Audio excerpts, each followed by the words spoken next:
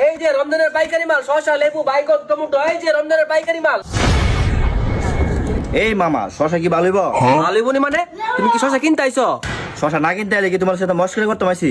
শশার দাম কত এটা কমিয়া? এই মিয়া, তুমি জানি তো কারে শসার দাম কত জানো মিয়া? ফাইজলামি করো। এত পেশাল বাড়তাম না ভাই, রোজা রাখছি ভাই। শশার দাম কত এটা এখন? ভাই একদম 80 টাকা নিবা?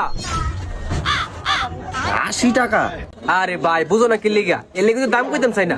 তোমার চেহারা শুরু দিকে তো মনে হইতেছে না যে তুমি কিনতে আইছো শসা। এই মিয়া জুলুম করতে আইছো নাকি? লেবু ললি কত? তো লেবুড়ি, এই মিয়া লেবু ধরতেছো, উজু করেছো তুমি?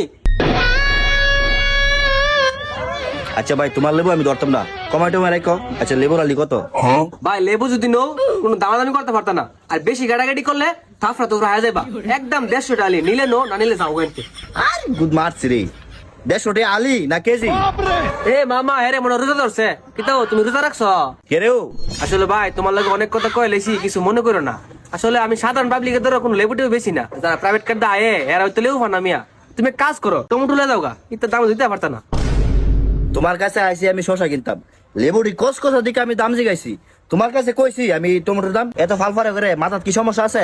এই যে ভাই তুমি যাও সেতে ফেসাল বাইরে না দাও। এই যে সস্তা পাইকারি মাল, পাইকারি লেবু, পাইকারি মাল, এই আমার কাছে আসেন, একদম সস্তা। দৌড়মি এটা বলে মাল বেস্তার বা? এই মিয়া এনে কই যাও, দাঁড়াও না। কিসে? এই মিয়া তুমি যে লেবু ধরছিলা হাতটা ধরে যাওয়া।